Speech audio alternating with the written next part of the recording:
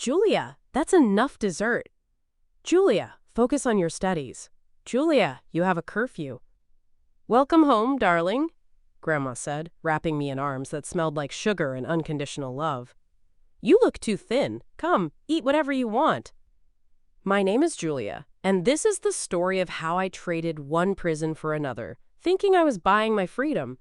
But freedom, I learned, comes with a price I never saw coming. It started with something far more dangerous than hunger.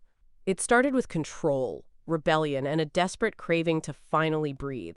But every breath I thought I was taking, was I really drowning instead? Growing up in my house felt like living inside a stopwatch. Every second measured, every calorie counted, every choice scrutinized under my parents' watchful eyes. Julia, that's enough dessert. Julia, focus on your studies. Julia, you have a curfew. Julia, vegetables first, then protein, then, if you're good, maybe a small piece of fruit. To them, it was love wrapped in structure. To me, it felt like I was suffocating in a straitjacket made of good intentions. I remember lying in bed at night, my stomach growling, not from hunger, but from the rebellion building inside me. I was 17, and I had never made a single decision about my own body, my own life, my own desires. Everything was scheduled, monitored, approved, or denied by people who claimed to know what was best for me. The breaking point came on a Tuesday night in March.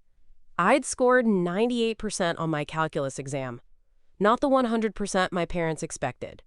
As they lectured me about reaching my potential while I picked at my measured portion of steamed broccoli, something inside me finally snapped. That's when I made the decision that would change everything. I was going to Grandma's house. But I had no idea that in seeking freedom, I was about to discover a hunger I never knew existed. The smell hit me the moment I walked through Grandma's front door.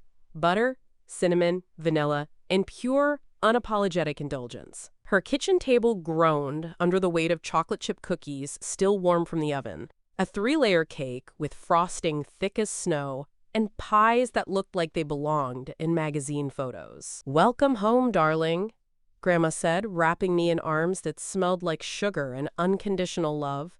You look too thin. Come, eat whatever you want. Whatever I want. Those 4 words hit me like lightning. When was the last time anyone had said that to me? When had I ever been allowed to want something without justification, measurement, or guilt? I reached for a cookie with trembling hands, not from fear, but from the sheer electric thrill of choice. The chocolate melted on my tongue, rich and sweet and utterly forbidden by every rule I'd ever known. Then another. And another. That's it, sweetheart, Grandma encouraged, her eyes twinkling. Life's too short to count calories.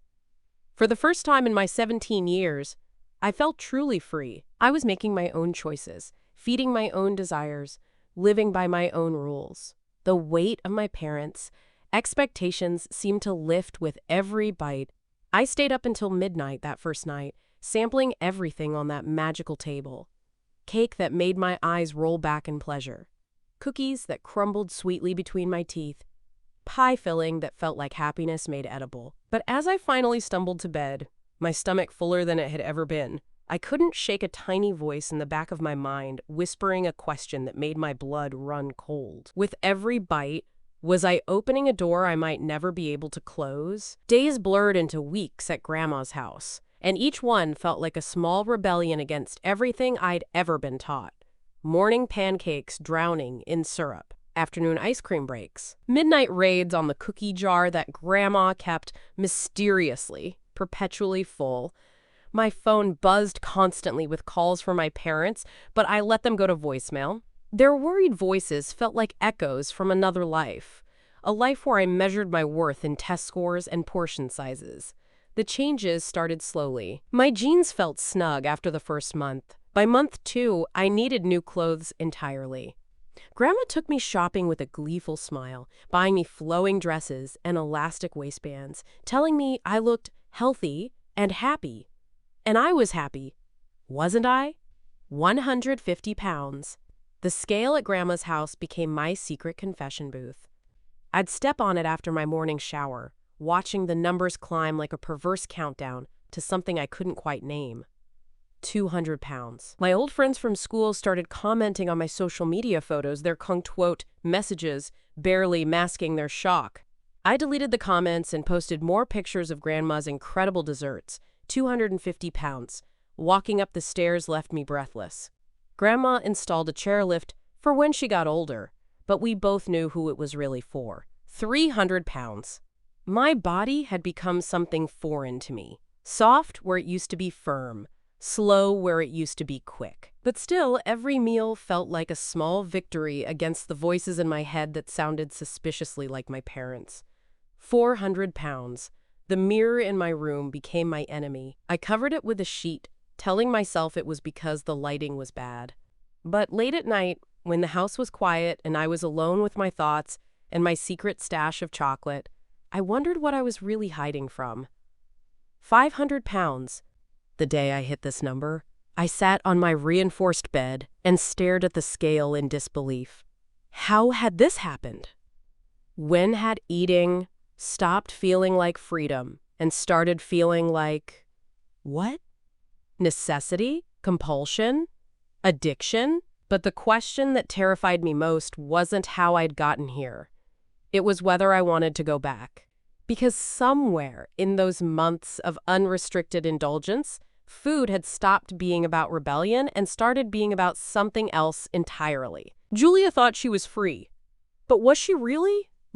It was a Tuesday morning, exactly 1 year after I'd fled to Grandma's house, when I finally pulled the sheet away from my bedroom mirror. The person staring back at me was a stranger, not the rebellious teenager who had walked through Grandma's door 12 months ago, and certainly not the tightly controlled girl my parents had raised. This was someone new entirely, someone whose body told a story of complete surrender to impulse, whose face was barely recognizable beneath layers of indulgence. I tried to remember the last time I'd felt truly hungry, not the emotional emptiness I fed with cake and cookies, but actual physical hunger.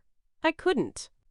Every sensation had become muffled under layers of constant fullness, every emotion smoothed over with sweetness.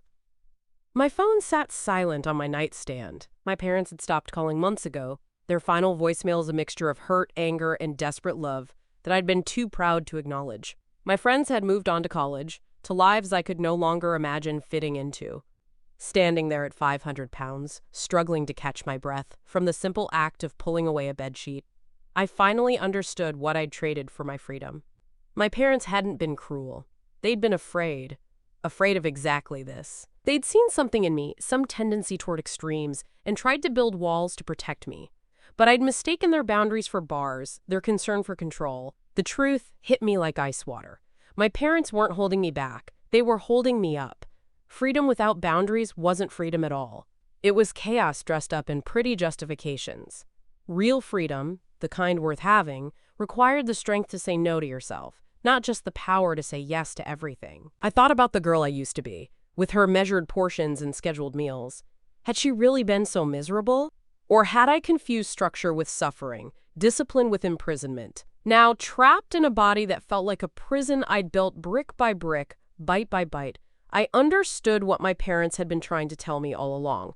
Sometimes love looks like limits. Sometimes caring means saying no. Sometimes the people who restrict us are the ones trying to set us free. But understanding the problem and solving it were two different things entirely. Because even as I stood there, recognizing what I'd become, I could smell Grandma making breakfast downstairs. Pancakes and bacon and all the sweet comfort I'd learned to crave. And the most terrifying part? I knew I was going to go downstairs and eat it all. Here I am now, telling you this story from a body that weighs more than 4 of my former selves combined. Some days I accept what I've become. This soft, slow version of Julia who chose sweetness over struggle, comfort over control. Other days, I wonder if it's too late to choose differently. My story isn't really about weight, though that's the most visible part. It's about the lies we tell ourselves when we mistake rebellion for freedom, when we confuse boundaries with bondage. It's about learning that sometimes the people who love us most are the ones who won't let us do whatever we want. I embraced who I became, but the question that haunts my midnight snacking sessions remains. Am I strong enough to choose the strict life again? Could I trade the immediate pleasure of unlimited indulgence for the delayed satisfaction of self-control? Or has the taste of absolute freedom left me too sweetly changed forever? The scale waits in my bathroom, like a judgment I'm not ready to face. My phone sits silent. My parents, love buried under a year of unanswered calls. And downstairs, Grandma's kitchen calls to me with promises of comfort that I know will only last until the plate is empty. Every day I have to choose the difficult freedom of discipline or the easy prison of unlimited desire. Every meal is a crossroads. Every bite is a vote for the person I want to become. The girl who once weighed 120 pounds is still inside me somewhere, buried but not dead. The question is, do I have the strength to dig her out? Or will I keep feeding the stranger in the mirror until even she disappears? The story doesn't end here. It ends with whatever choice I make next. And that choice is coming right after breakfast. If you've made it this far in my story, you've seen me at my most vulnerable, standing naked before that mirror, confronting the person I never thought I'd become. You've witnessed my deepest shame, my greatest regrets, and the moments when I barely recognized myself. But here's the thing. Sharing this story with you, knowing that somewhere out there, someone understands what it feels like to lose control, to trade one prison for another, to wake up one day and wonder how you got so lost, that gives me hope. Maybe you're fighting your own battles with control. Maybe you're trapped between the expectations of others and your own desperate need for freedom. Maybe you've made choices that felt right in the moment but left you somewhere you never intended to be. You're not alone. If my story moved you, if it made you feel less alone in your own struggles, please hit that like button. It tells me that vulnerability matters, that sharing our deepest truths, even the uncomfortable ones, can create connection in a world that often feels impossibly isolating. And if you want to follow my journey, because this story isn't over, please subscribe. I don't know what comes next. I don't know if I'll find the strength to choose differently, or if I'll continue down this path of sweet surrender. But I promise to keep sharing the truth, whatever it looks like. Because maybe, just maybe, by watching me figure out how to break free from my own story, you'll find the courage to rewrite yours. Your support doesn't just mean numbers on a screen. It means I'm not facing this mirror alone anymore. It means that even at 500 pounds, even lost in a body I barely recognize, I still matter to someone. And so do you, like if you felt something.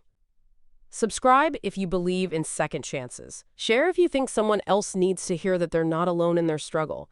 Together we can choose different endings.